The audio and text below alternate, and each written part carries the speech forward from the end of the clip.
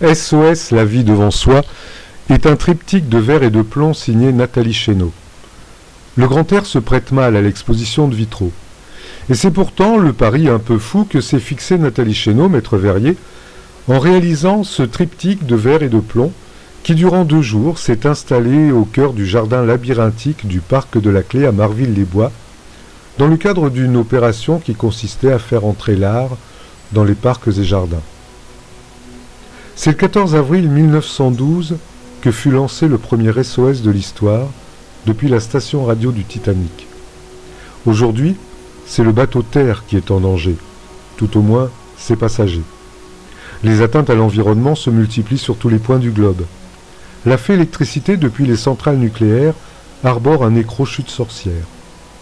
Les haies et les fossés où nichent oiseaux et insectes nécessaires à la biodiversité sont rasés ou comblés. L'agriculture intensive se nourrit et nous nourrit de pesticides. La consommation inconséquente accumule les déchets non recyclables. De nombreuses espèces animales et végétales ont disparu ces 30 dernières années. L'élevage de masse est à la mode. Mais il n'est pas nécessaire de dresser un tragique inventaire connu de toutes et de tous. Au Moyen-Âge, les alchimistes pressentaient que l'univers tout entier était né d'une unique cellule, d'un atome solitaire dont ils s'attachèrent à percer les secrets, persuadés que la dissociation de la matière leur permettrait de découvrir cet atome et ainsi de recréer le monde, de transformer le plomb, matière vile, en or, matière solaire, tout en opérant une mutation spirituelle. Si nous-mêmes ne transmutons pas, si nous-mêmes n'évoluons pas dans notre façon de penser le monde qui nous entoure, si nous ne nous accordons pas au diapason qui régit la musique des sphères célestes, nous sommes condamnés. Condamnés au même titre que ces espèces animales ou végétales, dont il ne reste que de 20 témoignages empoussiérés dans nos musées, quelques fantômes muets gravés dans la pierre. Chaque plante, chaque animal, chaque être a sa raison d'être, et pour nous le rappeler, la nature nous a récemment adressé un message qui nous oblige aujourd'hui à avancer masqués. Nathalie Chénaud est une de ces alchimistes de la lumière qui, à travers ses œuvres, interroge notre époque. Quand elle restaure un vitrail ancien, elle lui permet de vivre quelques siècles de plus. Quand elle crée, elle laisse aux générations futures le témoignage de son époque. À travers ses œuvres, parfois engagées comme celle-ci, elle nous entraîne du macrocosme au microcosme, de l'univers infiniment grand à nos réalités quotidiennes, qui s'apparentent à l'infiniment petit au regard du cosmos. Approchez-vous donc de ces vitraux, ils vous révéleront l'infiniment petit, l'inaccessible visuellement.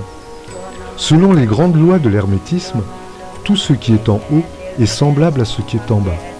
L'un ne va pas sans l'autre. Votre première impression persistera-t-elle après cet examen ?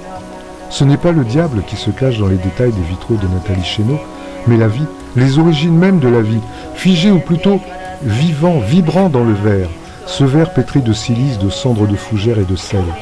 Une vie une et unique, mais aussi précieuse dans la multiplicité de ses formes, à la fois forte et fragile, qui a traversé quel qu'en fut le prix des milliards d'années.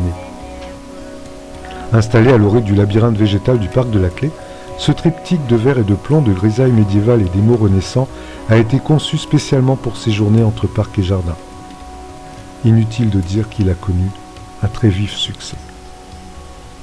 Cette œuvre qui ne pourrait vivre sans la lumière, telle est l'éternelle malédiction ou bénédiction du vitrail, nous interroge au-delà de ce qu'il nous est donné de percevoir au premier abord. Aujourd'hui, a-t-on toujours la vie devant soi ? Ces 3 vitraux sont une création originale, une pièce unique de la vitrailliste et maître verrier Nathalie Chénaud. Ils ont été réalisés selon une méthode traditionnelle héritée du Moyen-Âge, la belle époque des alchimistes. Des verres teintés dans la masse, soufflés à la bouche, ont été utilisés pour chacun d'entre eux. Ils sont sertis dans une résille de plomb, l'un des plus anciens métaux utilisés par l'être humain, qui selon la tradition hermétique recèlerait des pouvoirs magiques. Les verres ont été peints à la grisaille médiévale et aux émaux renaissants. Une partie des figures, en transparence, a été gravée à l'acide. Il souligne l'engagement de Nathalie Chénaud et son intérêt pour la nature et tout ce qui est de l'ordre du vivant.